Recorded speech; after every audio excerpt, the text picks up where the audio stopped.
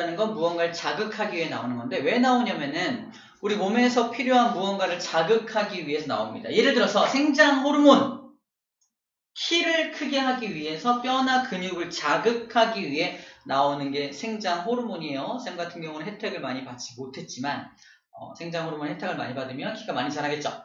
그죠? 매우 부러운 중에 하나입니다. 아무튼 호르몬이 있는데 호르몬의 특징들이 좀 있는데 이 호르몬이라는 녀석은 자, 첫 번째 특징이 뭐냐면 내분비샘에서 분비가 됩니다. 내분비샘에서 분비가 된다.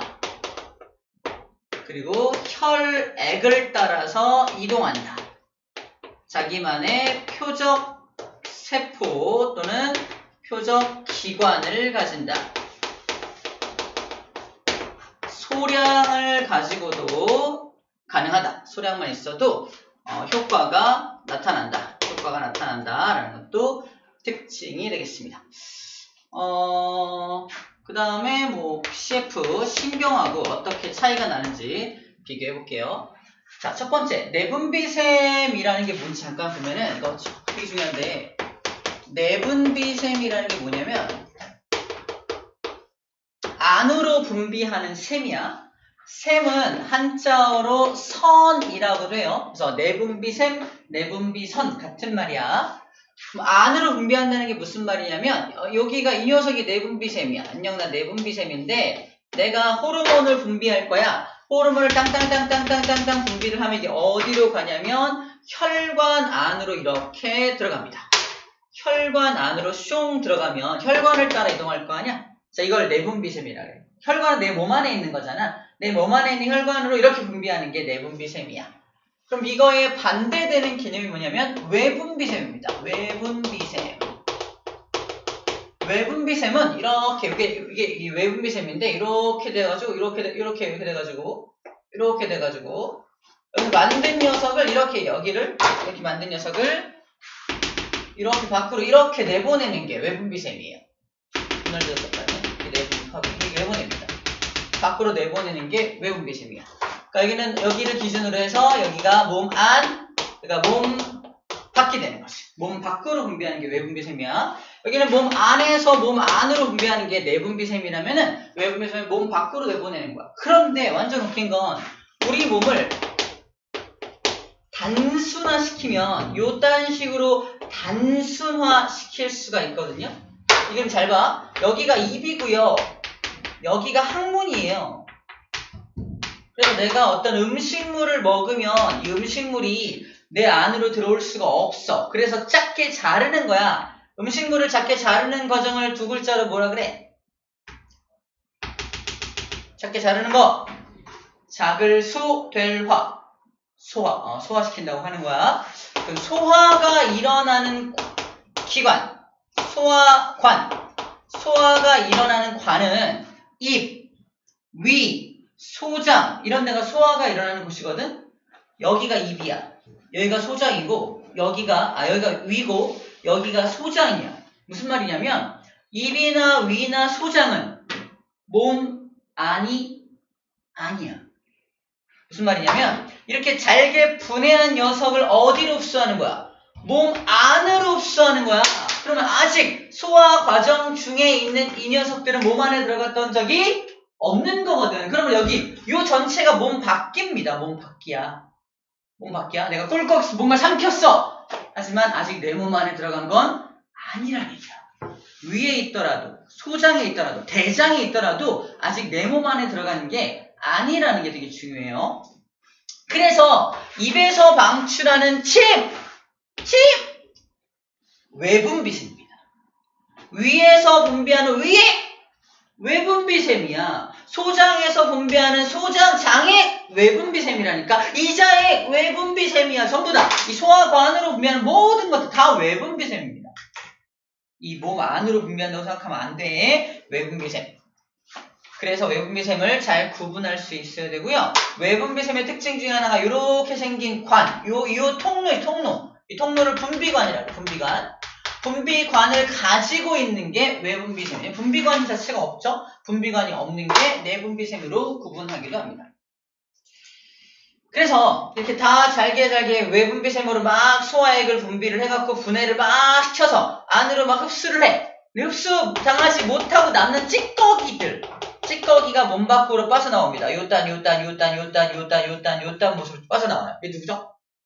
똥. 그죠? 이 똥은 내 몸 안에 들어갔던 적이 있는 거야, 없는 거야? 없는 겁니다. 내 몸 안에 들어갔던 적이 없어. 그러므로 얘는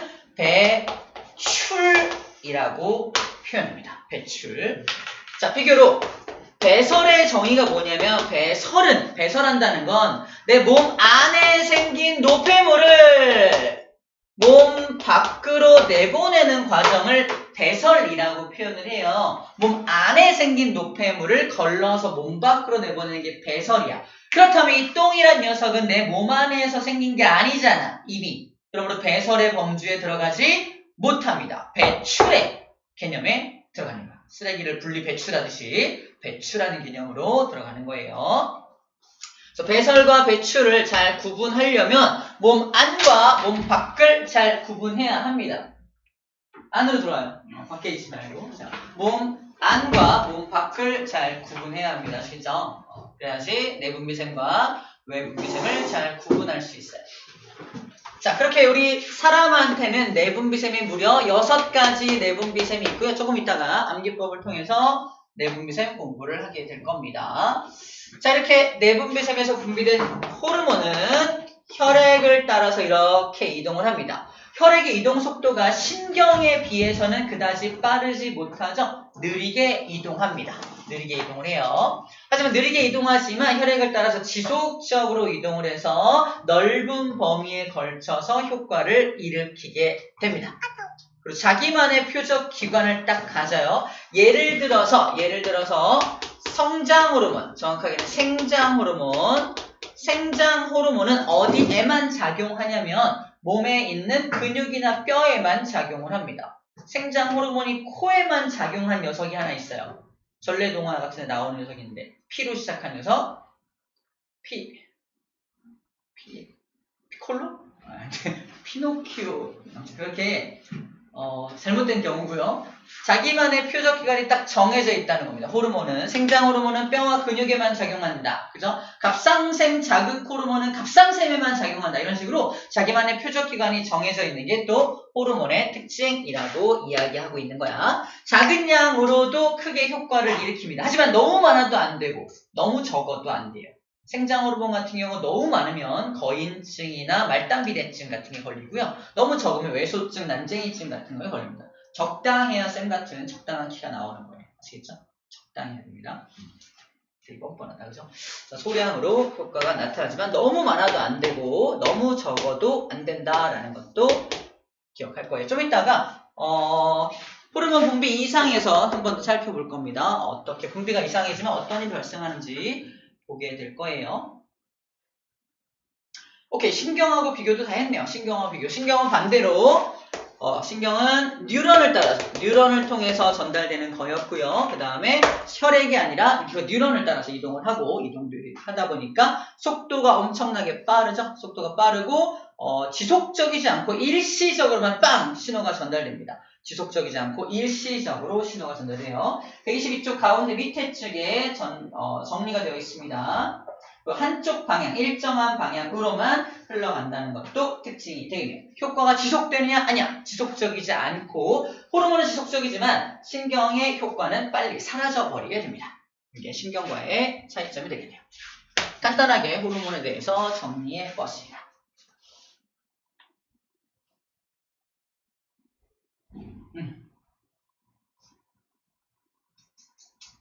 오케이, 두 번째 봅시다. 사람의 내분비샘.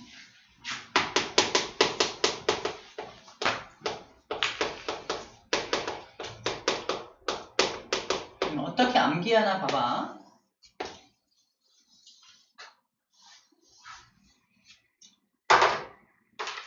사람의 내분비샘은 뇌. 이걸 이제 뇌 밑에 간뇌라는 데야. 이게 대뇌가 따로 있고요. 간뇌 밑에 이렇게 붙어있는 조그만한 요 녀석이 바로 첫 번째 내분비샘입니다. 이렇게 쓸게요. 이렇게 1번. 이 첫 번째 내분비샘의 이름은 뇌 밑에 있어서 뇌하수체라 그래요. 뇌하수체를 자세히 보면은 앞에 이렇게 독립적인 구조로 보이나? 이렇게 독립적인 구조로 되어 있는 곳과 여기랑 연결되어 있는 뒷부분이 있습니다. 앞부분이 전엽, 뒷부분이 후엽이야. 뇌하수체는 전엽이라는 부분과 후엽이라는 부분으로 나누어져 있어요.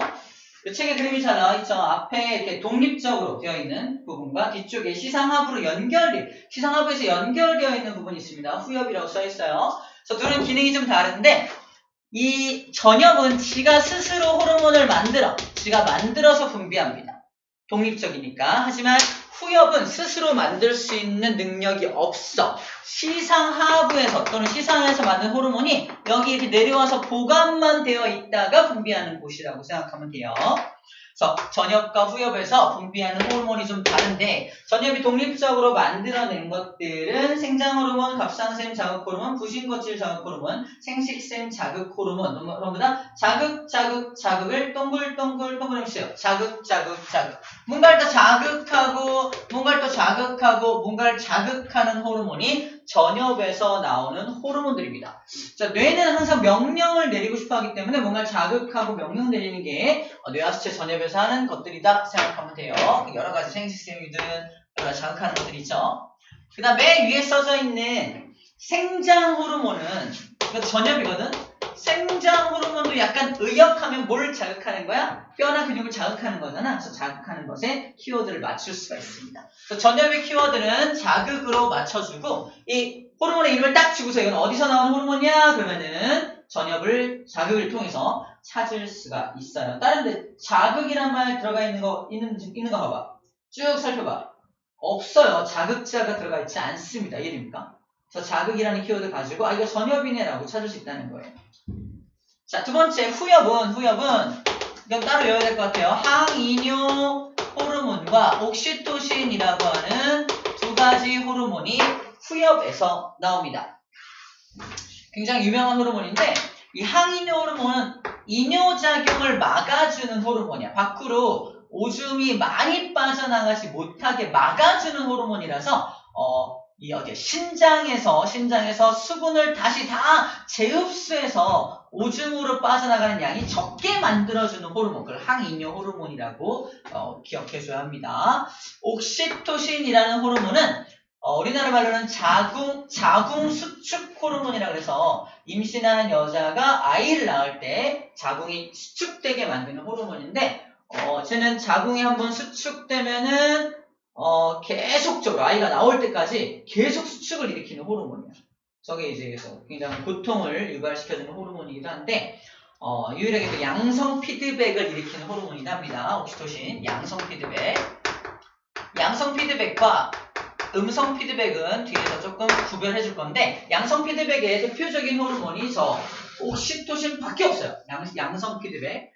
조금 나오면 더 많이 나오게 하고 더 많이 나오면 더 많이 나오게 하고 이게 양성 피드백이야. 음성 피드백은 반대로 뭔가 체온이 너무 높아. 체온을 낮춰주는 기작이 발동되고 체온이 너무 낮으면 높여주는 기작이 발동되고 이게 음성 피드백이거든요. 근데 이건 양성 피드백. 계속 더해지는 거 양성 피드백이라고 하고 옥시토신이 그 대표적인 예입니다. 그래서 후엽에서 나온 호르몬들 항이뇨 호르몬과 옥시토신 두 가지가 있다는 거 함께 기억하고요. 어쨌든 항이뇨 호르몬도 그 신장을 자극하는 거고 옥시토신도 자궁을 자극하는 거니까 얘네들 어떻게 보면 의역하면 자극에 대한 키워드가 맞아 들어가겠죠. 자극을 하는 것들이 다 뇌하수체 쪽이라고 살펴볼 수가 있습니다. 자, 두 번째 호르몬은 여기서 나옵니다.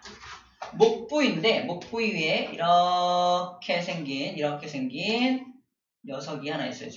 좀 크게 그렸는데 그리고 뒤쪽에 이렇게 후드처럼 이렇게 되어 있는 게 있어요.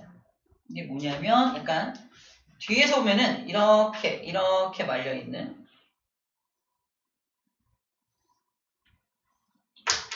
어떤 구조물이냐면 후드 같은 게 이렇게 있고요. 이게 이제 갑상샘이라는 구조물인데 앞에서 보면 이렇게 감싸고 있는 것처럼 보이는 거고 뒤에서 보면 이렇게 이 왼쪽에 이렇게 감싸고 있는 것처럼 보이는 게 이 모습이에요. 뒤에서 보면 이런 모습인 거고 앞에서 보면 이런 모습인 거고 이걸 이렇게 그린 겁니다. 이걸 뭐라고 하냐면 갑상샘이라고 불러줍니다. 갑상샘. 갑상샘. 아니면 갑상샘? 2번이죠. 갑상샘.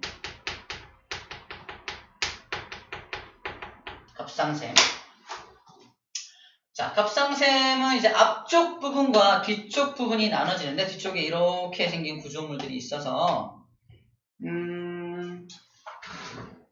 자, 갑상샘, 부갑상샘 이렇게 부르죠. 앞쪽에 요 넓은 부분을 그냥 갑상샘이라 불러주고 이것을 밑에 뒤쪽에 있는 이러한 구조물들을 이제 부갑상샘이라고 불러줍니다. 부갑상샘. 갑상샘과 부갑상샘 앞쪽 뒤쪽이 좀 호르몬이 다르다라고 생각해주면 돼요. 갑상샘. 일단 기본적으로 갑상샘에서 나오는 호르몬의 이름은 티록신이라는 호르몬이 나옵니다. 티록신은 세포 호흡을 촉진시켜주는 호르몬이에요. 이게 중학교 때도 암기했던 내용인데 암기법은 이래요. 갑상샘의 위치가 목이잖아. 그러면 입고 있는 T를 가지고 이렇게 가려요. 그러면 따뜻해지잖아. 그래서 갑상샘에서 나온 호르몬은 T록신이고요. 따뜻하게 만든다는 건 세포가 호흡을 하기 때문에 따뜻한 거거든요. 그래서 티록신과 세포 호흡을 연결해서 함께 갑상샘을 연결해서 외워주면 됩니다. 자, 중학교 때는 여기까지만 외우는데 고등학교 때는 어디까지 추가가 되냐면 이게 추가가 돼요. 갑상샘에서 나오는 또 다른 호르몬이 하나 있는데 그게 바로 칼시토닌입니다. 티록신과 2번 칼시토닌이 나옵니다. 칼시토닌. 그리고 부갑상샘에서는 뭐가 나오냐면 부갑상샘에서는 바로 파라토르몬이 나와요. 파라토르몬. 그래서 이 칼시토닌이라는 호르몬과 이 파라토르몬이라는 호르몬이 서로 길항적으로 작용합니다. 길항작용한다. 자, 하나가 무언가를 하면 다른 하나는 반대로 되돌리는 작용을 길항작용이라고 하는데 자, 갑상샘에서 칼시토닌이 나오면 자, 암기법이야. 파라토르몬은 앞에 파라라는 말이 나와있죠. 파라. 얘는 뭐냐? 뼈에서 칼슘을 파냅니다. 뼈에서 칼슘을 파내가지고 피 속에다 넣어주는 게 파라토르몬이야. 그러니까 혈장 칼슘 농도를 높여준다! 라고 말을 해요. 내가 혈장 속에 칼슘 이온의 농도를 높여줄게 라고 하는 게 이 녀석이야. 파내서 혈장 속에 넣어주는 거야. 그럼 뼈가 약해질 거 아니야, 쟤 때문에. 다시 뼈를 튼튼하게 해주는 게 칼슘! 칼슘 내가 채워줄게! 칼시토닌이 다시 혈장 속의 칼슘을 뼈에다가 집어넣는 그런 호르몬인 거죠. 자, 칼시토닌은 혈장에 칼슘 빼다가 뼈에다 박는 작용을 이제 상상해주면 되고, 파라토르몬은 파내는 작용을 상상해주면 됩니다. 아시겠죠? 오늘 상상 두 개를 통해서 칼시토닌과 파라토르몬 함께 외워주면 돼요. 갑상샘에서는 티록신, 파라토르몬 두 개가 같이 나오고 부갑상샘에서는 파라토르몬이 나와서 칼슘 농도를 증가시킨다. 생각해주면 되겠습니다. 두 번째 갑상샘 정리 끝났어요. 아우 힘들어. 벌써 힘들어. 자, 세 번째 호르몬입니다. 자, 세 번째 호르몬은 여기 신장부터 할까요? 네, 신장하자. 신장.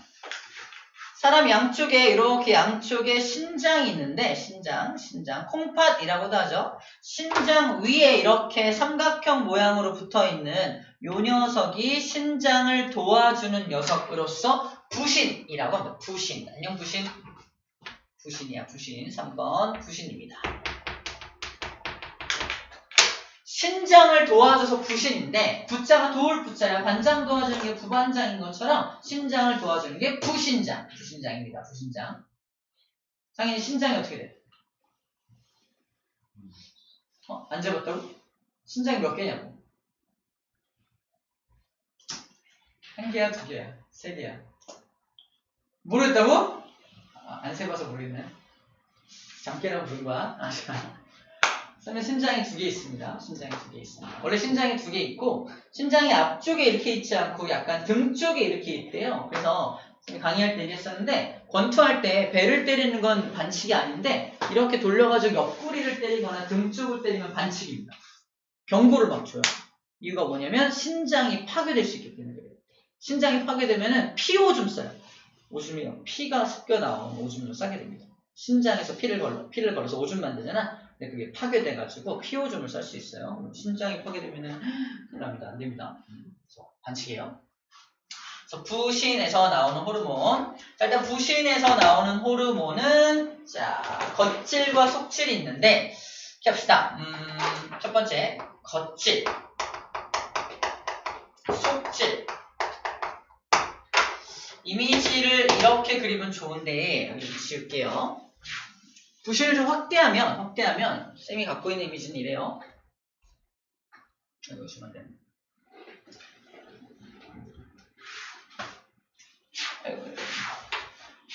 부신이 이렇게 생겼어. 부신이 이렇게 생겼는데 안쪽에 완전 이상한 이런 게 따로 들어있어요.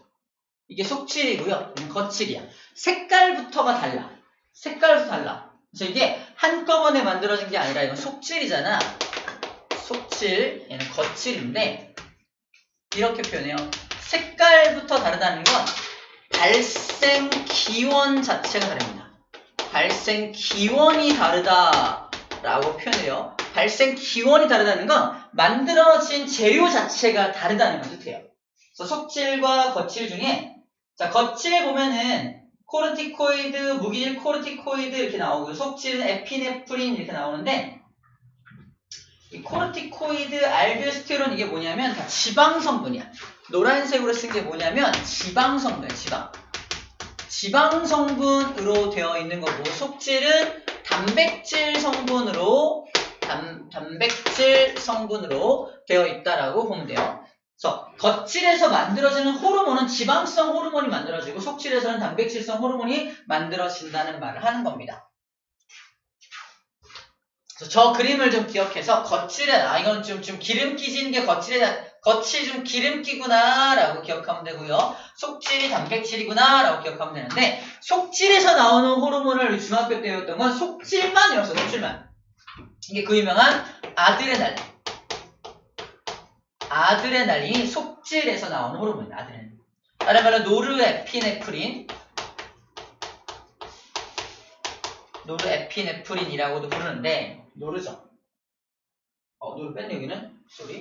노르 뺄게요. 에피네프린이라고 써있네요. 책만 달라. 에피네프린, 아드레날린. 글자 수가 똑같네요. 자, 에피네프린이 아드레날린 똑같은 겁니다. 일단 속질부터 설명하면 속질에서 나오는 이 아드레날린은 심장 박동을 막 촉진시키고 흥분시키고 혈당량 증가시키고 호흡 가쁘게 하고 혈압 상승시키고 막 이런 거거든요. 암기법은 부신이 신장을 도와주는 거이기도 하지만 엄마하고 아들이 막 싸우고 있어요. 화가 난 아들이 아빠가 제일 아끼는 도자기를 잡고서 던져. 어떻게 됐을까요? 어떻게 됐을까? 부서졌겠지, 그지? 졸려. 어떻게? 설마. 괜찮아? 아니, 안 괜찮아 보이네. 자, 도자기가 부서진다. 자, 상상해야 돼. 따라해줘. 자, 그래서 아들과 엄마가 싸우고 있는데 화가 난 아들이 날린 도자기가 부서지는 상황입니다. 연결하면 아들이 날린 도자기가 부서지고 있는 상황이야.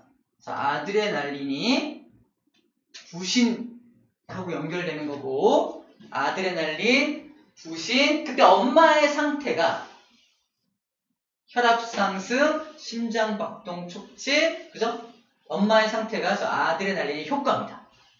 그 장면에서 다 나와. 부신, 그다음에 아드레날린, 그래서 아드레날린 도자기가 부서졌을 때 엄마의 상태, 심장 박동 촉진, 혈압 상승, 호흡 가빠지고 그러려면 에너지가 많이 필요하니까 혈당량도 어떻게 돼야 돼? 올라가야 돼요. 그래서 혈당량 상승까지 일으키는 게 아드레날린의 특징입니다. 우리 책에 정리가 잘 되어 있을 거예요. 자, 속질에 있는 에피네프린, 즉 아드레날린은 혈당량 증가, 심장박동 촉진이라고 써져 있네요. 이렇게 정리해주면 되고요. 자, 겉질에서 나오는 두 개의 호르몬은 다 이제 코르티코이드로 끝나는데 당질 코르티코이드, 무기질 코르티코이드 두 가지로 이제 정리가 됩니다. 자, 이 무기질 코르티코이드는 알도스테론이라고도 하네요. 다른 말로 알도스테론. 뭔가 스테론, 에스트로겐, 뭐 테스토스테론, 이렇게 스테론 이렇게 끝나는 것들이 전부 다 지방 성분으로 만들어졌다는 뜻이에요. 그래서 우리 성호르몬들 있잖아. 왜 테스토스테론, 에스트로겐, 이렇게 스테로스테론 이렇게 들어가는 것들이 전부 다 저는 지방 성분으로 만들어진 호르몬들의 특징들입니다. 그래서 이름만 듣고도 아니면 지방 성분으로 되어 있는 거네 라고 이해해 주면 되는 부분이에요.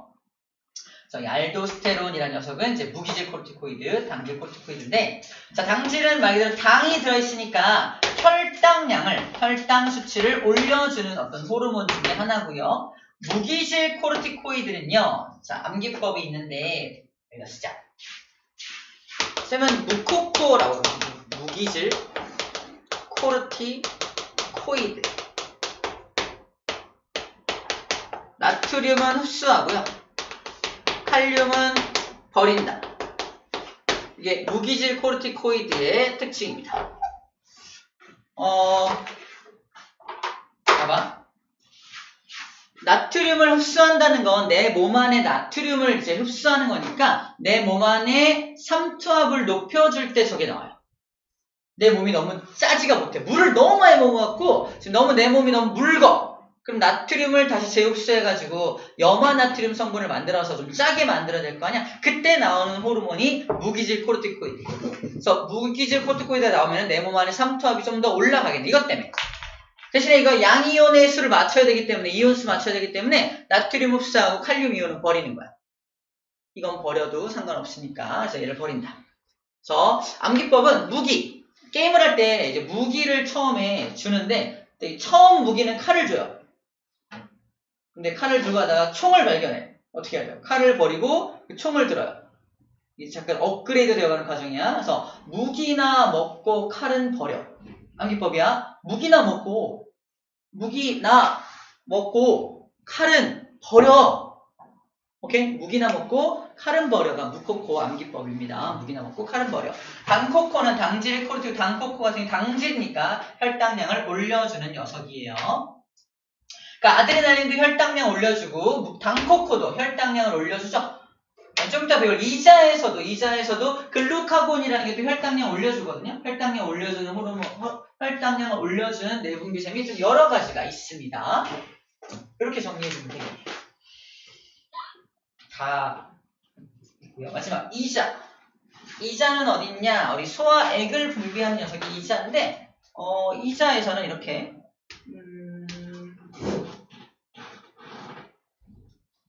이자에서는 소화액만 분비하는 게 아니라 이거 따로 빼야겠다. 이자는 4번 이자입니다. 이자에서는 소화액만 분비하는 게 아니라 호르몬도 분비를 합니다. 호르몬도 분비하는데 이자를 좀 잘 보면은 이렇게 두 개의 커다란 조직이 있는데 여기 알파세포, 베타세포라고 해요. 알파세포와 베타세포가 있다. 자, 알파는 먼저잖아. 알파세포에서 나오는 호르몬이 있고요. 베타세포에서 나오는 호르몬이 있습니다. 알파세포에서 나오는 호르몬이 바로 글루카곤이야. 글루카곤이 나오고요. 베타세포에서 나오는 호르몬이 인슐린입니다. 인슐린이에요. 베타세포가 인슐린입니다. 조금 연장하면 얘는 부교감신경하고 연결되어 있어요.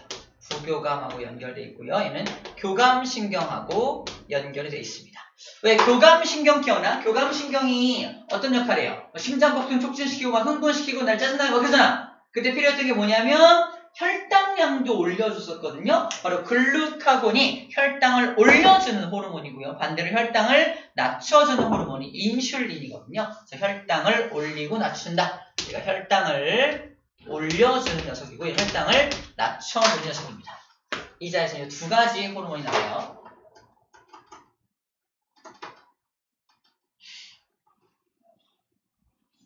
자, 암기법은 이렇게 암기합니다. 쌤은 이렇게 암기해요. 어떻게 하냐면 이자 그러면 떠오르는 게 이자는 돈이잖아.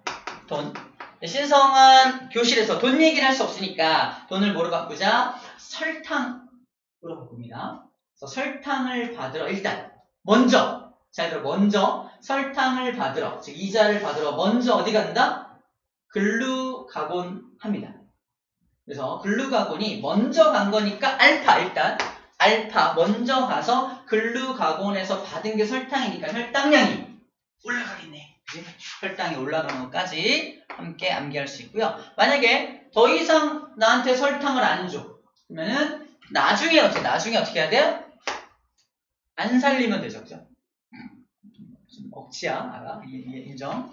인슐린 안 살린다. 그럼 설탕을 못 받을 테니까, 이미 죽었으니까 혈당을 못 받을 테니까 혈당 수치가 내려가겠네요. 설탕을 못 받으니까 이렇게 정리하면 될 것 같습니다. 교감과 부교감은 이제 그럼 부인 와이프 있죠. 부인을 생각. 부인 베타. 부인은 베타다. 부인이 베타인 것만 기억하면 나머지는 교감과 알파를 연결할 수 있을 거예요. 부인 베타. 부인 베타. 여러 안 할게요. 이거는 좀 이렇게 선생님도 옛날에 배웠을 때 좀 이상한 선생님이 좀 이렇게 이상한 암기법을 알려준 게 있는데, 여러분 우리는 여기서는 못 써먹을 것 같아요. 난 이상한 눈으로 쳐다볼 수 있을 것 같아서 일단은 부인하고 베타를 연결을 이용해서 암기하도록 합시다. 따로 개인적으로 알려달라고 하면 알려줄게요. 알겠죠? 공개적으로 못하겠다. 쌤이 잡혀갈 수 있기 때문에 못할 것 같아요. 자, 그렇게 아무튼 암기법이 있습니다. 요거 암기해주면 되고요. 네 가지 했죠. 나머지 두 가지는 뭐냐면 남자와 여자가 좀 다른데, 남성 같은 경우는 이 정소라는 부분에서 만드는 호르몬이 있습니다. 자, 정리하면 정소입니다. 5번 정소는 정자를 만드는 장소라는 뜻이고요. 정소에서 나오는 호르몬은 테스토스테론이라는 호르몬을 만듭니다. 자, 2차 성징, 남자의 2차 성징을 담당을 하죠. 2차 성징을 담당하는 게 테스토스테론입니다. 뭐 암기법은 남자 좀 단순해서 테니스 운동하고 배고프니까 토스트 밥 먹고 테일즈 런너 게임하고 뭐 이렇게 좀 테니스 배고파 밥 먹고 토스트 게임하자 테일즈 이렇게 약간 단순한 느낌으로 암기했던 기억이 나고요. 그 다음에 여자 같은 경우는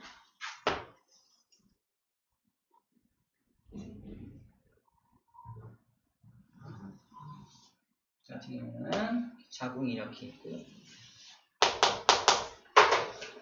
여기쯤에 이렇게 난소가 있어요. 양쪽에 두 개의 난소가 있는데, 여기 난소에서 나오는 호르몬이 6번입니다. 난자를 만드는 장소란 뜻이고요. 난소에서 나오는 호르몬이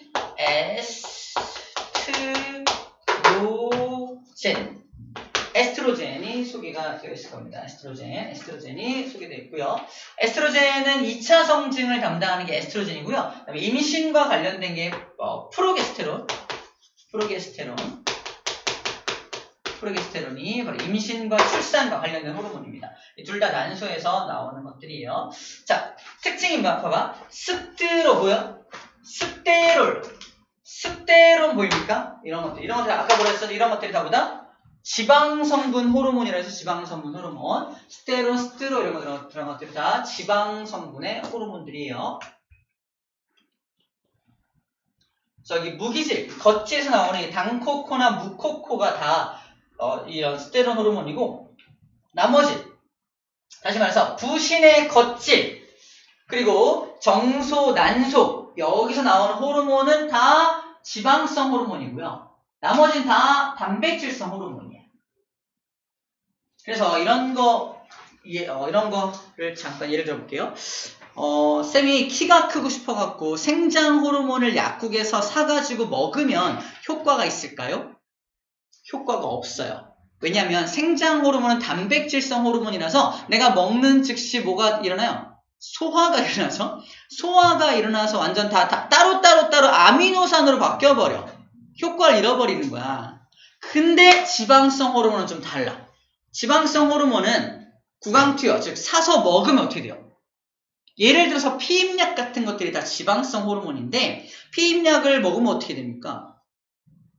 난 모르겠어요. 아무튼 먹으면 임신을 안 하게 되는 또는 뭐 어떤 그런 자궁의 내벽을 계속 두텁게 유지하는 그런 기능을 하는데 중요한 건 효과가 있다는 거거든. 먹어도 효과가 있다는 건 지방성 호르몬은 일단 소화가 되긴 되거든. 소화가 되는데 우리 융털 있어. 융털 안으로 딱 들어가는 순간 다시 결합돼. 신기하게. 그러니까 융털을 통과하기 위해서 일단 분해된 것처럼 보이지만 그게 분해된 채로 다시 이렇게 슉 융털을 통과하는 순간 다시 재결합돼서 기능을 회복합니다. 그게 특이한 점이야. 그래서 지방성 호르몬은 그래서 구강투여가 가능합니다. 하지만 단백질성 호르몬들은 구강투여가 안 되기 때문에 인슐린 같은 거 어떻게 맞아요? 어른들 보면은 다 이렇게 주사로 맞아. 인슐린 같은 거 주사로 맞고 복부에 지방이 많으신 분들이 이렇게 꽂아서 맞기도 하고 막 그래요. 이렇게 맞기도 하고. 그래서 이런 인슐린 단백질성 호르몬들은 이렇게 주사기로 맞아야 하는 단점들이 있죠. 좀 그런 차이점. 지방 성분 호르몬과 단백질성 호르몬이 어떤 차이점이 있는지 잠깐 소개해 준 겁니다. 이런 것들도 좀 디테일하게 물어볼 수 있으니까 정리해 주면 되겠네요. 힘들죠?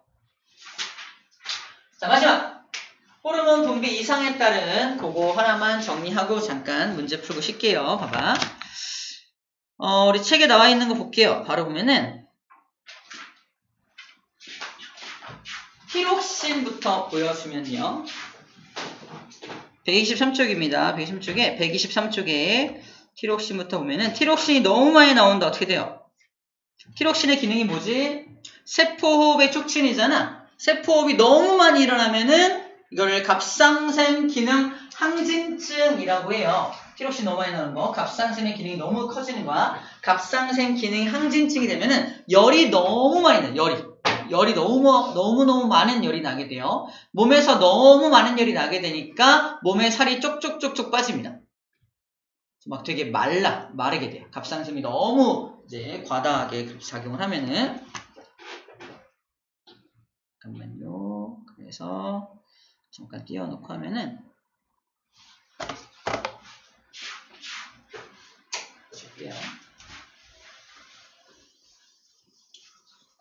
체내 물질 대사가 항진된다. 그래서 굉장히 많이 체온이 올라가게 되고요. 맥박도 증가하고 체중이 감소한다는 말이 바로 이 말이에요. 너무 많이 에너지가 방출되니까 그렇습니다. 그 다음에 안구 돌출 현상이 나타나게 됩니다. 너무 많은 에너지가 방출되니까 약간 이미지적으로 이렇게 눈이 좀 커지는 느낌으로 안구가 돌출된다라고 좀 상상해주면 좋을 것 같고, 안구가 돌출되는 이 층을 바제도병이라고도 해요. 바제도병이라고도 합니다. 바제도병. 바제도병이라고 불러줘요. 자, 예를 들어서 시험 문제에서 다음 호르몬이 너무 과다하게 되면 바제도병이 걸립니다. 뭐지? 티록신입니다. 티록신. 갑상샘 기능 항진증을 말하고 있는 거예요. 바제도병. 자, 이렇게 암기했습니다. 갑상샘 기능이 너무 항진돼서 티록신이 너무 많이 나오면 안구가 돌출된다며. 그치? 안구 돌출되다가 이게 빠졌어. 어떻게 할 거야? 일단 바제다도.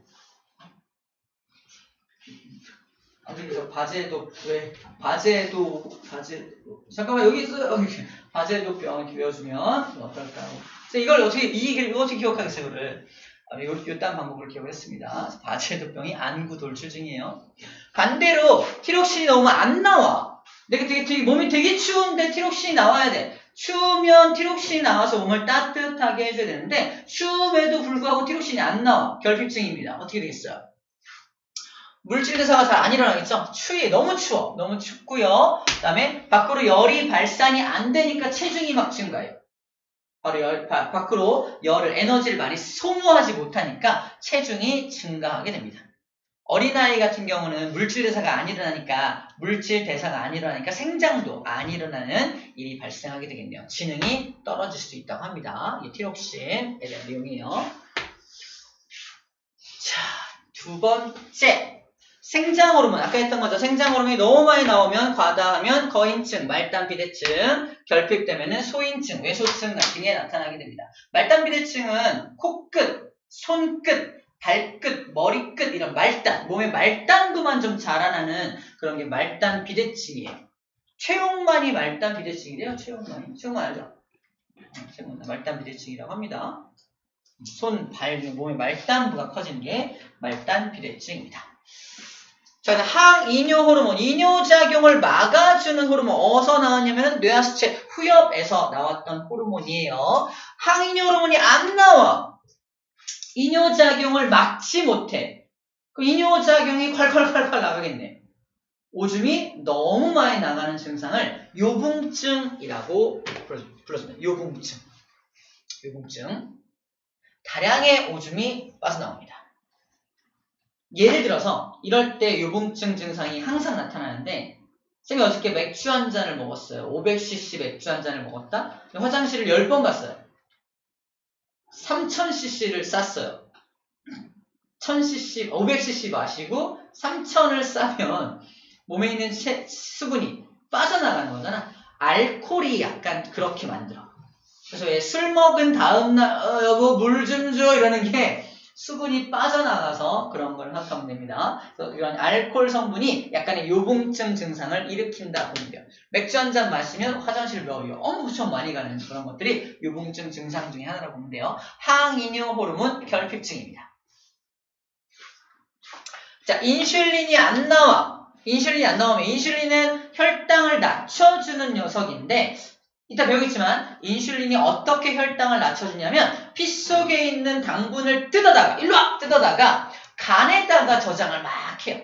간에다가 저장을 해서 혈당 수치를 낮춰주는 거야. 혈당 수치를 못 낮춰주면 이게 신장으로 가서 걸러져도 이게 다 못 걸러서 오줌으로 빠져나가요. 당분이. 그게 당으로 오줌이 빠져나가는 현상, 오줌으로 당이 빠져나가는 현상이 당뇨병인 거야. 그러니까 혈당 수치를 잘 못 맞춰주면은 당뇨병에 걸리게 되겠죠. 그지? 그래서 인슐린이 안 나와서 혈당 수치를 못 낮춰주면은 당뇨병이라는 게 걸리게 됩니다. 당뇨병은 이제 어떤 부작용들이 합병증 이런 게 되게 많잖아. 그러니까 배설기관에 당분들이 많이 껴있을 거 아니야? 당분이 많다는 건 세균이 번식할 확률이 엄청 높다는 겁니다. 원래 오줌은 싸자마자 먹어도 되는 거 알아요? 어떤 의미로 말하는 거냐면 오줌은 무균 상태로 나온대요. 균이 전혀 없는 상태로 나온대요. 근데 당뇨병 환자들은 균이 있을 확률이 높습니다. 왜? 당이 섞여있기 때문에 거기 세균이 번식하고 있을 확률이 높아요. 그래서 당뇨병 환자의 오줌을 먹으면 이제 큰일 날 수 있습니다. 하지만 정상적인 사람의 오줌은 원래 무균 상태이기 때문에 약간 노폐물을 제외하고 세균의 번식의 걱정은 안 해도 된다는 얘기예요. 입맛 다신 거 아닙니다. 그래요. 그럼 에피네프린 또는 노르에피네프린 이거 아드레날린이었죠. 아드레날린이 너무 많이 나오면요. 자, 부신속질에서 아드레날린 나왔죠. 아까 부신속질. 그럼 발작성 고혈압이 나타납니다. 아드레날린이 왜 혈압 상승을 일으킨다며. 아까 아드레날린 도자기 부서지면은 막 엄마 혈압 상승하고 이거 혈압이 너무 많이 상승하니까 발작성 고혈압이 나타날 수 있다. 그걸 크롬 친화성 세포종이라고 좀 어렵게 불러주는데 그냥 아드레날린이 너무 많이 나오면 크롬 친화성 세포종이라고 합니다. 쌤은 그냥 친화만 딱 따서 다시 엄마랑 아들이 친해지는 장면으로 친화만 기억하면 이거 아드레날린하고 연결되는 그거 아닌가라고 연결하면 어떨까 싶어요. 다 외우긴 좀 그렇고. 좋습니다. 이렇게 해서 호르몬의 과다증과 결핍증 다 살펴봤네요.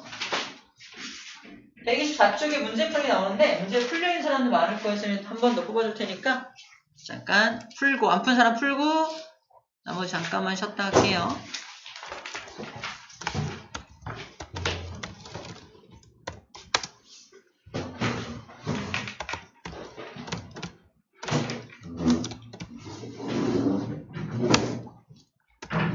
풀려 있는 사람 몇